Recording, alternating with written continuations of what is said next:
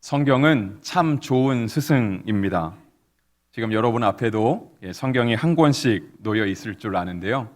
우리가 성경을 함부로 하지 않는 것은 성경이 하나님의 말씀임을 믿기 때문이며, 우리가 이 성경을 통하여서 많은 것을 배우는, 즉 살아계신 하나님의 말씀과 교훈이라고 생각하기 때문에 그렇습니다. 성경은 오래된 책 같습니다. 마치 활자로 찍혀 있으니까 그냥 도서 중에 한 것이 아닌가라고 하는 생각이 들기도 하고요. 또 너무 오래전에 쓰였기 때문에 이 현대 사회와는 조금 거리가 있는 것이 아닌가라고 하는 생각이 들기도 하지만, 하나님의 말씀은 여전히 살아 있습니다. 우리가 이 믿음을 고백하기에 지금도 우리가 하나님의 말씀을 듣고 있는 것이라고 생각합니다. 그래서 우리가 성경 안에서 성경을 정의하는 말씀 중에 가장 좋은 말씀 중 하나가 디모데후서 3장 16절입니다. 모든 성경은 하나님의 감동으로 된 것으로 교훈과 책망과 바르게 함과 의로 교육하기에 유익하니 했습니다. 성경은 하나님의 감동으로 적혀져 있는 책입니다. 그래서 교훈의 말씀도 주시고 때때로 책망의 말씀도 주시고 우리를 바르게 하며 우리를 의로 교육해 주시는 말씀입니다. 설교의 처음 시작 시간인데요. 오늘도 우리가 하나님의 말씀을 읽고 또 말씀을 전하는데 이 모든 말씀 속에 하나님의 감동케 하심이 있기를 원합니다. 그래서 성령의 조명하심이 있다라고 우리가 이야기를 하거든요. 그러니까 성령께서 우리의 영을 밝혀주시고 말씀을 밝혀주셔서 깨닫게 하시는 은혜가 있습니다. 그래서 오늘도 이러한 하나님의 은혜가 여러분 가운데 있으면 좋겠습니다. 바울은 디모데와 2차 선교 여행부터 함께 했습니다. 처음 만난 것은 1차 전도 여행이 계기가 되었을 것이라고 한 2주 전에 말씀을 드렸습니다. 바울은 그간의 삶의 어떤 전도 여행들을 통해서 많은 곳을 다녔는데요. 1차 전도 여행을 다니면서 루스드라라고 하는 곳에 갔습니다. 그곳에서 여러 일들이 일어났죠. 그런데 복음을 전하다가 핍박을 많이 받았습니다. 사람들이 돌로 쳤거든요. 근데 이게 돌로 한두 대를 맞아서 그냥 부상을 당하는 게 아니라 얼마나 돌을 많이 맞았는지 사람들이 바울이 죽었다 생각했습니다. 그래서 그 성에 있는 사람들이 이렇게 시체를 갖다 버리라고 하면서 바울을 성 밖으로 내칠 정도였습니다. 루스드라에 이러한 일들이 있었고요. 이 루스드라는 디모데의 고향 땅이었습니다. 루스드라 안에서 디모데가 자라나고 있을 때에 디모데는 그의 외할머니 또 로이스와 어머니 유니게로부터 신앙의 교육을 받으면서 자랐습니다. 그래서 바울의 복음 전파했던 내용과 또 디모데가 루스드라에서 자라된 내용들은 아마 성경이 어떻게 만났다라고 하는 것은 말씀하고 있지는 않지만 분명 서로에게 알아볼 수 있는 좋은 계기였을 것입니다. 그리고 나서 바울과 디모데가 만난 것은 2차 선교여행 때였습니다. 다시금 안디옥 교회를, 그러니까 지금으로 따지면은 팔레스타인 땅을 떠나서 터키 지역 튀르키예로 들어가서 심지어 2차 전도 여행은 그리스까지 나아가는 여행이었기 때문에 굉장히 긴 여행이었습니다. 그곳의 첫 번째 기착지였던 루스드라에서 바울은 디모데와 함께 선교 여행을 시작하게 되었습니다. 유럽까지 가는 긴 여행이기 때문에 가는 곳마다 많은 일들이 있었습니다. 그 모든 일들을 다 논의할 수는 없지만 그 각 가는 곳곳마다 일어났던 어떤 특별한 일들로 인해서 바울과 디모데는 사실상 동역자임에도 불구하고, 그래서 바울은 영적인 아버지로 디모데는 영적인 아들로 불림에도 불구하고요, 함께 일할 수 없는 시간들이 있었습니다. 그러니까 전도 여행을 하면서 발생했던 일들이 이 영적인 아버지와 아들, 하나님 안에서 맺어진 동역자가 함께 일할 수 없게끔 하는 상황을 만들어갔다라고 하는 것입니다. 오늘 우리가 성경 본문을 디모데 전서로 보았습니다. 그러니까 책의 이름만 하면 바울이 디모데에게 쓴 앞의 편지입니다. 전서니까 후서가 있겠죠. 그러니까 바울이 디모데에게 쓴 나중의 편지, 후의 편지라고 볼 수 있습니다. 바울이 디모데에게 편지를 썼다는 것 자체가 이미 바울과 디모데가 함께 있지 않다라고 하는 것을 의미합니다. 왜냐하면 같이 있으면 굳이 편지를 쓸 일이 없기 때문에 그렇습니다. 그래서 오늘 본문에도 보시면 바울은 디모데를 에베소에 머물라고 했습니다. 바울이 디모데에게 너가 꼭 에베소에 남아있으면 좋겠다라고 한 이유는요, 3절 중간부터 적혀 있는 건데요. 이 에베소 교회 안에 어떤 사람들이 자꾸 다른 교훈을 전했기 때문에 그렇습니다. 그러니까 우리가 말하고 우리가 전파하고 우리가 믿을 것은 오직 예수 그리스도밖에 없는데 사람들이 와서 자꾸 다른 교훈을 전파하는 거예요. 처음부터 대놓고 다른 교훈을 전파하진 않았겠죠. 아마 처음에는 괜찮다 하고 들어오지 않았을까 싶어요. 이 정도는 괜찮아. 뭐 이거는 원래 우리 가운데 있던 거니까 우리한테 익숙한 거잖아라고 하면서 들어왔을 것 같아요. 근데 그러한 모습들이 바울에게 굉장히 염려스러운 모습이었고요. 심지어 다른 교훈이 전파되는 것은 바울에게뿐 아니라 우리 주님께도 원하는 바가 아니었습니다. 그 다른 교훈의 구체적인 이야기는 4절에 나와 있는데요. 신화와 끝없는 족보입니다. 그러니까 교회 안에 다른 교훈이 전달되는 것, 즉 하나님 말씀, 예수 그리스도 이 외에 대해 다른 것이 전달되는 것에 대해서는 바울도 원치 않았고요. 하나님도 원치 않으신다라고 하는 것입니다. 왜냐하면 교회는 하나님의 교회잖아요. 그러니까 예수님이 교회의 머리가 되신다고 우리가 믿음으로 고백하고 있거든요. 그리고 교회가 처음 세워진 것도 성령님의 임재하심으로 세워졌습니다. 만약에 교회가 그냥 사람들이 모여서 우리가 예수님 믿던 사람들이었으니까 지금은 예수님 십자가에 달려 돌아가시고 안 계시니까 우리만이라도 그 유지를 한번 지켜보자. 그래서 한번 우리끼리라도 한번 잘 모여보자라고 해서 사람의 모임으로 시작했다라고 한다면 교회 안에 어떤 사람의 영향력이나 어떤 성경 말씀 외에도 예수 그리스도 외에도 다른 것이 들어와 있는 것이 어쩌면 좀 용납이 될지도 모르겠습니다. 그런데 사도행전 2장도 그렇고 4장도 그렇고 교회가 처음에 태동하게 된 것은 성령님의 강력하심, 역사하심 아래 시작됐거든요. 그래서 우리가 오순절 성령 강림 사건이라고 이야기를 하잖아요. 그 전까지만 해도 제자들은요, 말이 제자였지 실은 자기네들도 예수님처럼 잡혀갈까 봐. 예수님은 우리 선생님이었거든요. 우리도 선생님처럼 잡혀갈까 봐 무서워서 문들 다 꽁꽁 다 걸어 잠고 있었거든요. 근데 그 안에 성령이 임하시자 그들이 이제는 사도들의 행적을 전할 만큼, 사도행전이잖아요. 그렇게 이제는 교회가 시작돼야 되고 담대한 사람들이 되었던 것입니다. 그렇기 때문에 교회 안에 다른 교훈이 전파되는 것, 이것은 성령님도 원치 않으시고 예수님도 원치 않으시는 것입니다. 바울도 역시 같은 마음을 품었습니다. 그래서 디모데로 하여금 너가 에베소에 남아 있어야 되겠다라고 했던 것이죠. 그래서 오늘 설교 제목도 그겁니다. 너를 머물라 한 것은, 이것이 오늘 설교 제목입니다. 그 이유는 신화와 족보 때문이라고 4절이 기록하고 있습니다. 신화와 족보는 꾸며낸 이야기입니다. 그러니까 진짜는 아니잖아요. 우리나라에도 단군 신화 있습니다. 물론 역사성이 얼마나 있는지 모르겠지만 실제로 우리가 그 얘기에 그렇게 큰 역사성을 두지는 않습니다.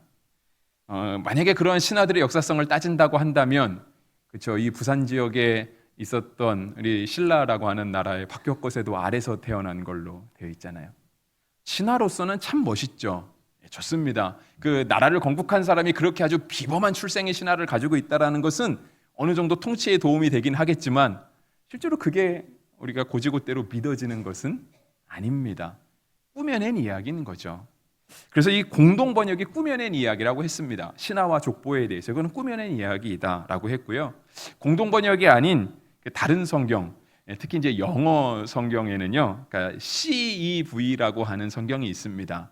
우리는 이제 뭐 NIV나 뭐 NASB나 이런 것들 많이 익숙하신데요. CEV라고 하는 성경도 많이 읽혀지는 성경인데 그거예요. 그러니까 컨템포러리 잉글리시 버전이거든요. 물론 지금 2024년도에 컨템포러리 하진 않습니다. 이 책이 처음 출간할 때 컨템포러리 했다라고 하는 건데요. 거기에는 뭐라고 적혀 있냐면 신화와 족보에 대해서 센슬리스 스토리다라고 되어 있어요. 그러니까 센스가 없는 이야기다라고 했어요. 이 센스라고 하는 의미가 많은 의미를 가지고 있잖아요. 그러니까 제가 설교 준비하면서 찾아보는 것 중에 하나가 성경도 찾아보기는 하지만 실은 사전을 굉장히 많이 찾아보거든요. 왜냐하면 어떤 말이 가장 적합한 용어일까라고 하는 것을 선택하기 위해서 그래요. 근데 이제 제가 영어 성경을 참고하다 보니까 이 센스라고 하는 단어가 우리 가운데 어색한 단어가 아닌데도 불구하고 다시 찾아보게 되더라고요. 그러니까 센슬리스, 센스가 없다라는 게 도대체 무슨 뜻일까? 여러분은 센스가 있으십니까? 근데 우리가 그렇게 생각하는 센스와 조금 느낌이 다를 것 같아서 찾아봤어요. 그랬더니 뭐냐면 일단은 첫 번째 의미는 그거예요. 의미가 없다라고 하는 거예요. 그러니까 감각이 없다라고 하는 거죠. 아, 저 사람 좀 둔하네. 아, 저 사람 이렇게 센스가 없지? 라고 하는 그런 의미를 가지고 있어요. 근데 이제 사전을 찾아보면 이게 뜻이 막 이렇게 확장이 되잖아요. 의미가 없다, 센스가 감각이 없다라고 하면 이게 조금 더 의미가 확장되어 가죠. 그래서 어디까지 확장이 되어 가냐면 이렇게 의식이 없다라고 하는 까지 가는 거예요. 이 사람은 그냥 단지 감각이 없을 뿐 아니라 의식이 없다. 이 의식과 감각은 조금 느낌이 다르죠. 그러니까 누가 우리에게 아, 이 사람 센스 되게 없네라고 말하는 건 우리도 좀 어느 정도 센스가 떨어진다라는 걸 스스로도 좀 인정을 하잖아요. 그러니까 받아들일 수 있어요. 근데 만약에 어떤 사람이 우리 보고 아, 저 사람 의식이 없는데? 라고 하면 이제 조금 기분이 나빠집니다. 그죠? 센스가 없는 것과 의식이 없는 건 다르거든요. 근데 이게 사전에서 조금 더 나가면 어디까지 가냐면요. 센스가 없다는 얘기는 저 사람 인사불성인에까지 가는 거예요. 이 사전의 의미가 그렇습니다. 그래서 조금 더 확장해 보면 그래요. 제가 의학적인 지식은 없지만 아무리 건드려도 감각이 없는 사람, 말도 못 알아듣고 어떤 자극이 왔을 때 반응을 못하는 사람, 그러면 살아있다라고 말해야 될까요? 저는 의사가 아니라 잘 모르겠어요. 의사 선생님이 워낙 많으셔서 선생님들이 더 이렇게 좋은 판단 내리시겠지만 하여튼 그런 의미입니다. 뭐가 와도 감각이 없는 거예요. 반응도 할 줄 모르고 이것이 옳은가 틀린가도 검증해보지 않는 겁니다. 에베소 교회가 그랬다라고 하는 거예요. 원래 교회가 성령님의 임재로 말미암아 예수님을 머리로 해서 태동이 됐는데 그 교회 안에 자꾸 다른 교훈이 들어오는 거예요. 근데 그것이 우리에게 너무나 익숙한 신화와 족보 같은 걸로 들어오는 겁니다. 근데 실은 신화와 족보는요, 의미가 없다라고 하는 거예요. 진짜 이야기 아니잖아요. 물론 족보는 조금 다릅니다. 여러분, 족보는 진짜죠, 그죠? 족보는 진짜 이야기입니다. 제가 일부 얘기 때 이 얘기를 굉장히 길게 했는데요. 나름 저도 제 이름이 족보에 올라가 있을 거거든요. 근데 진짜일까 하는 생각은 들어요. 네, 진짜일까 하는 생각. 물론 올라가 있으니까 진짜겠지만 그런데 2부 때는 시간이 짧게만 해야 되는데요. 네. 여러분, 우리 조선시대의 양반이 얼마나 됐을까요? 근데 여기 계신 분들 다 양반이시잖아요. 그죠? 그래서 제가 그 생각해요. 우리 집에 있는 족보가 진짜일까? 아마 조선이 망하고 구한말의 혼동스러운 시기에 아마 조금 돈 내서 사지 않았을까? 왜냐하면 한 나라를, 한 사회를 지탱하기 위해서 그 상위 1%, 2%에 해당하는 사람은 진짜 1%, 2%밖에 없는 거잖아요. 그렇다고 한다면 이걸 똑같이 적용하면은요, 여기 계신 분의 1%, 2%만 양반이셔야 되는 게 맞거든요. 근데 다 양반이시잖아요. 그래서 제가 그런 생각을 해봤어요. 무슨 얘기냐면 족보는요, 사실상 제가 거짓이라고 말하는 게 아니라 그 해당하는 사람이 아니면 족보는 크게 의미가 없습니다. 그러니까 우리 족보에서 내가 기록되어 있으니까 그 족보가 나한테 의미 있지 옆에 있는 사람에게는 아무 의미 없어요. 저희 정씨 족보가 저희 아내 박씨 족보에는 아무 의미 없습니다. 그러니까 너무 가짜는 아니지만 그 해당되는 영역이 너무 좁다라는 거예요. 제가 아무리 정씨의 위대한 족보에 가문 타고났다고 해도요, 제가 우리 조상의 낯을 부끄럽게 하지 않기 위해서 제가 올바로 사는 건 아닙니다. 여러분도 비슷하지 않으세요? 여러분의 가문의 영광이 되기 위해서 여러분 이렇게 건강하고 올바르게 살겠다, 그런 노력은 잘 안 하시잖아요, 그죠? 그러니까 교회가 하나님의 말씀을 뒤에 두고 자꾸 다른 교훈들, 그것이 꾸며난 이야기든 진짜 이야기든 간에 우리 가운데 너무 익숙한 이야기들을 가져들면서 신앙은 이런 거다, 교회는 이런 거다라고 하는 것은 실제로 옳지 않다라고 하는 것입니다. 그래서 디모데는 에베소 교회에서 신앙생활하는 교회들이요, 성도들이 이 신화와 끝없는 족보에 몰두하지 못하게 해주어야 했습니다. 이 몰두하지 못한다는 말은요, 새 번역에서는요, 정신을 팔지 못하도록 하는 것입니다. 그리고 새한글 성경에서는 그거에 관심을 쏟지 못하게 하는 거예요. 그러니까 다른 말로 하면 그것입니다. 우리가 연락해야 될 게 있어요. 근데 이거에 관심을 두지 않는 거예요. 그리고 어디에 관심을 둬요? 다른 거에 관심을 두는 거예요. 왜냐하면 신화는 재밌거든요. 여러분, 예전에 학창 시절에 그리스 로마 신화 같은 거 읽어보신 기억 나십니까? 아까 제가 단군 신화도 말씀드렸지만 한 번 들으면 잘 안 잊어버리잖아요. 그 예전에 우리 그 텔레비전 프로그램 중에 우리 젊은이들은 기억 못하면 전설의 고향 있지 않았습니까? 재밌잖아요. 전설 들으면 재밌습니다. 무서운 얘기도 나오잖아요. 근데 무섭다고 해서 우리가 그거를 아마 끝까지 안 보신 분은 몇 분 안 계실 거예요. 어떻게든 끝까지 다 보잖아요. 결론이 궁금해서. 재밌거든요. 재밌어요. 근데 교회가 거기에 정신을 팔고 있으면 안 된다는 거예요. 거기에 필요 이상의 관심을 두어서는 안 된다라고 하는 겁니다. 왜냐하면 정말 해야 될 것을 못 하게 되거든요. 시험 때 되면 정리하지 않던 책상을 정리하고 싶은 생각이 들잖아요. 정작 신경 써야 될 것에 신경 쓰지 않는 거예요. 교회가 그래서는 안 되고요. 예전에 우리가 가진 성경, 지금 우리가 다 개역개정 성경을 보고 있는데요. 옛날 성경 개역 한글 성경이 있어요. 이 옛날 성경에는요, 그 신하와 끝없는 족보에 몰두하지 말게 하려 한다. 이 부분을 뭐라고 번역했냐면 창념치 말게 하려 합니다라고 했어요. 이 창념은 거기에 딱 붙어 있는 거예요. 붙을 착자의 생각념자거든요. 우리의 생각이 예수님께 붙어 있어야 되잖아요. 우리의 생각이 원래 우리가 붙여야 되는 곳에 붙어 있어야 되는데 거기 안 붙어 있고 자꾸 딴 데가 있는 거예요. 성경은 그것을 다른 교훈이라고 표현을 한 겁니다. 교회가 정작 해야 될 일을 하지 않아요. 맨 엉뚱한 일만 하고 있어요. 다른 교훈에 창념하는 거예요. 그래서 바울은 디모데를 에베소에 남겨뒀어요. 너가 꼭 에베소 교회에 머물러야 되겠다. 교회가 그래서는 안 되기 때문에 그렇다라고 하는 거예요. 그래서 교회가 되게 건강하고 늘 깨어 있어야 됩니다. 우리가 혹시 다른 것에 창념되어 있지는 않은가? 우리에겐 너무 익숙해서 아무렇지 않게 받아들여 있는 것에 우리가 창념되어 있지 않은가를 늘 점검해야 됩니다. 만약에 교회가 교회의 그런 중심을 잃어버리면은요, 우리는 개신교잖아요. 그러니까 개혁교회거든요. 우리가 개혁의 정신을 잃어버리면 사실상 기독교도 하나의 사교에 불과하지 않습니다. 좀 제가 심한 표현인지 모르겠지만 사교는 그거잖아요. 그 시대의 윤리와 도덕, 제도를 불안하게 하는 것, 그것을 뒤흔드는 게 사교잖아요.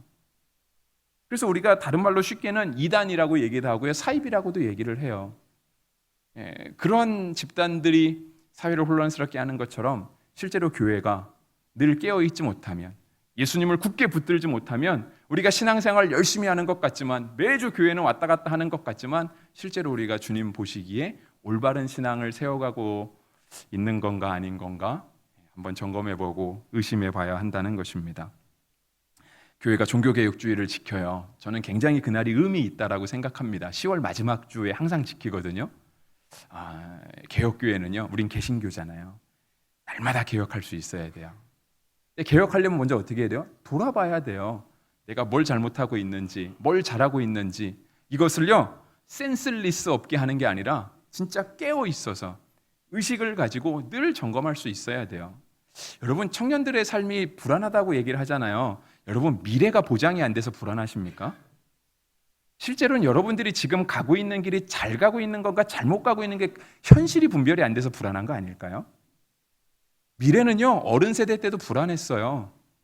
옛날에 태어나서 할 수 있는 일이 1차 산업밖에 없었던 시절만큼 인생이 불안했던 시절이 또 있었겠습니까? 근데 왜 요즘 시대를 더 불안하다 그러죠? 지금은 산업이 더 세분화되어 있잖아요. 우리가 모든 전공만 살리면, 그게 대학에서 전공 안 해도요, 뭐든 내가 관심을 가지고 일만 열심히 하면 충분히 재미있게 행복하게 살 수 있는 시대가 됐지. 사실상 우리는 그 행복을 추구하고 있는 거잖아요. 사실상 앞날이 불안하진 않을 것 같아요. 우리가 제대로 가고 있는지, 우리가 올바른 길에 서 있는지 거기에 확신이 없어서 불안한 거 아닌가 하는 생각을 해봤습니다. 아닐 수도 있겠지만 늘 우리는 우리 스스로를 돌아봐야 한다라고 하는 겁니다. 교회도 마찬가지입니다. 교회도요, 우리가 많이 모였잖아요. 많이 모였기 때문에 교회가 하나의 이익단체가 되면 안 돼요. 청년부로 따로 모이고 우리 성인 공동체가 따로 모이고 이게요, 분파로 갈라지면 안 됩니다. 갈라지면 다 자기 주장만 하게 돼 있거든요. 왜 내 말을 안 들어줍니까? 우리 아이들이 부모님에게 원망하는 중에 하나가 그거잖아요. 왜 나를 이렇게 몰라주냐고. 여러분, 부모도 답답해요. 왜 자식이 부모 속을 못 알아줄까? 답답합니다.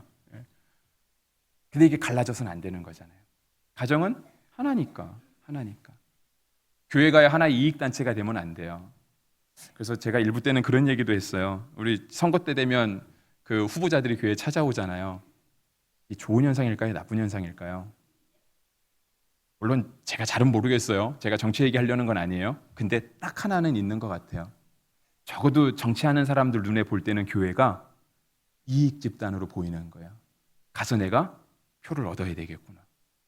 이게 우리가 교회를 제대로 세워가는 모습인지 아닌지 돌아볼 수 있어야 할 것입니다. 그래서 교회는요, 항상 공공성을 확립해야 되고요, 공정함을 지킬 수 있어야 돼요. 늘 이것을 지키기 위해서 깨어 있어야 돼요. 제가 질서를 무시하는 게 아니에요. 교회는 질서가 중요합니다. 가정에도 질서가 중요해요. 부모님으로서의 권위, 부모님으로서의 권위, 질서가 있어야 돼요. 이게 무너지면 가정이 아닌 것처럼 교회도 질서가 중요합니다. 세워진 질서가 있어요. 하지만 그 세워진 질서가 공공성을 가져야 되고 공정성을 가져야 되는 거예요. 이것을 우리가 지키기 위해서 균형을 잡아가는 거예요. 이 균형이 흐트러지면 어떻게 되는 거예요? 그럼 우리도 이단처럼 보이는 거예요.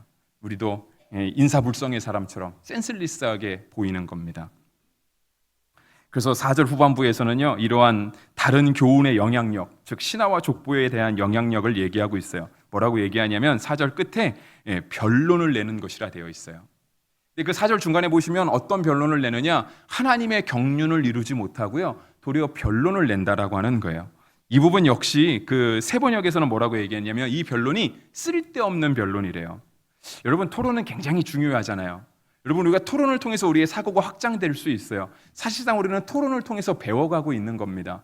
여러분, 학교 가면 맨날 누가 하나 발표를 하고 거기에 대해서 토론을 하잖아요. 교수님들이 첨삭도 하고요.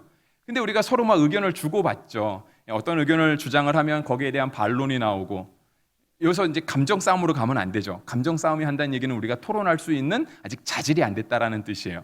그런데 건강한 주장이 서로 오고 가면서 우리는 솔직히 되게 많은 것을 배우게 가거든요. 생각이 확장되면서 내가 보지 못했던 저 사람은 똑같은 문제, 똑같은 주제를 가지고 저렇게도 생각할 수 있었구나. 근데 그것이 얼토당토한 소리가 아니라 충분히 근거를 가지고 정립할 수 있는 그런 얘기라는 것을 배우게 되잖아요. 그죠?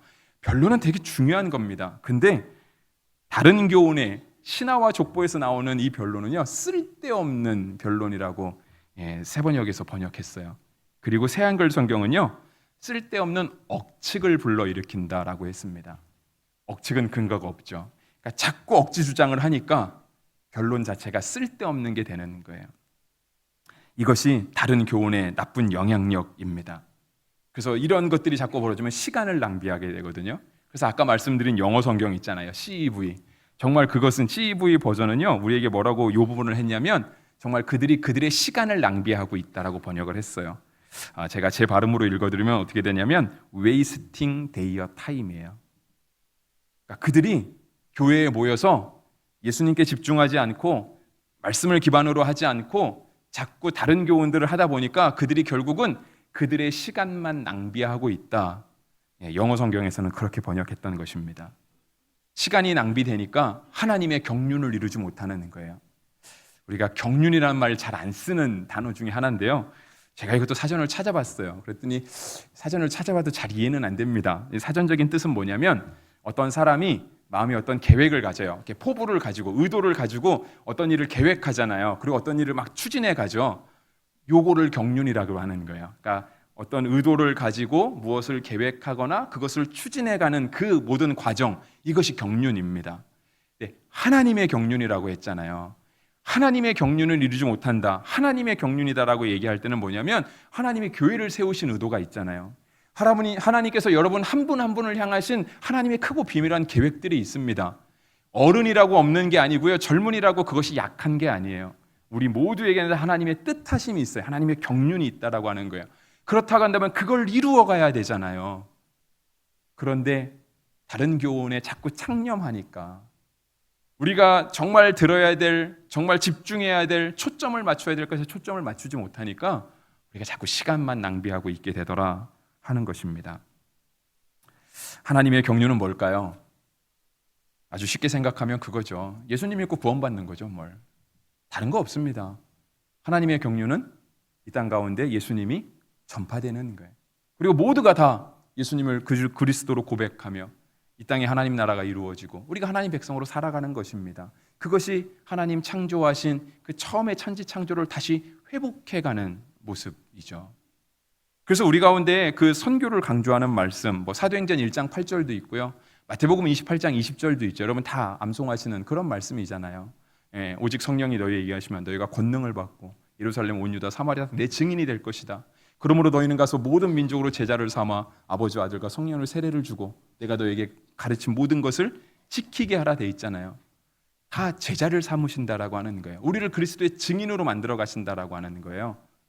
하나님의 경륜이 이루어지는 거죠. 자꾸 우리가 배운 걸 생각나게 해요. 근데 우리는 어디서 배웠죠? 예수님께 배웠잖아요. 그리고 예수님께 배운 거를 우리의 삶으로 계속해서 살아내는 거예요. 그게 제자화 되는 것입니다. 꼭 밖에 나가서 진짜 예수님 믿어야 된다고 소리치지 않으셔도 됩니다. 오늘 우리가 제대로 살면 제자는 그거잖아요. 제자를 보니까 그 선생님의 가르침이 생각나는 거잖아요. 저 사람 배운 대로 똑같이 하고 있네. 저는 그게 나쁜 말이라고 생각하진 않습니다. 학생이 배운 대로 하는 건 나쁜 거 아니잖아요. 선생님께 배운 대로 하는 게 뭐가 나쁘겠어요, 그죠? 우린 예수님께 배웠잖아요. 그러니까 사람들이 우리를 보고요, 저 사람 보니까 예수님이 생각나.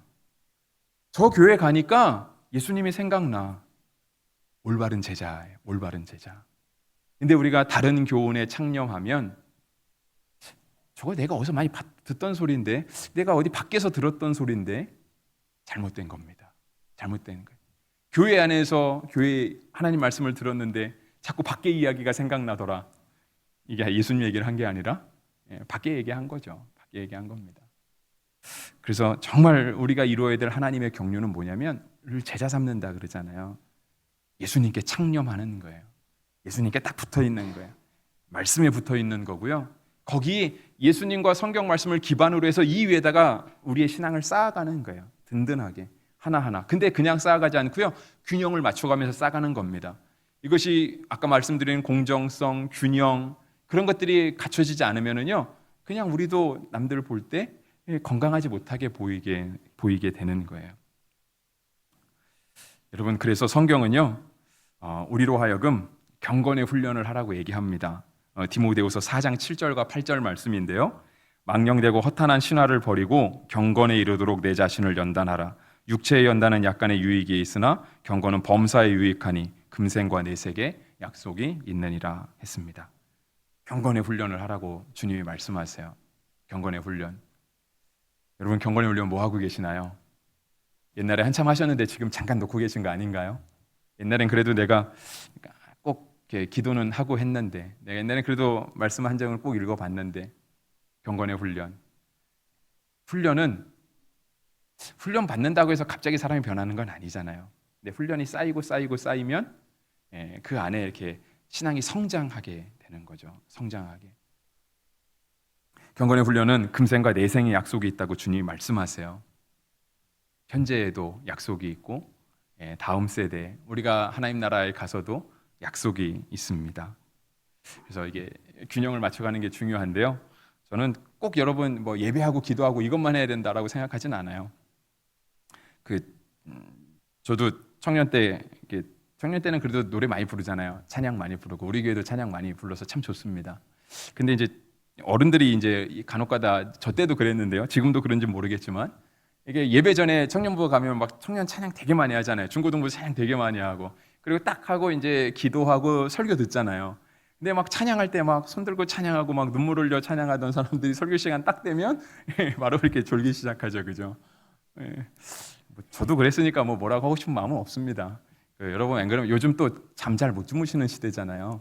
말씀 들으시면서 주무시는 것도 하나님의 은혜입니다. 그런데 균형이 안 맞다는 건 우리도 느껴지잖아요. 그죠? 균형은 뭔가 안 맞네. 균형을 맞춰야 돼요. 여러분, 독서도 하셔야 돼요. 신앙서적 많이 읽으셔야 됩니다.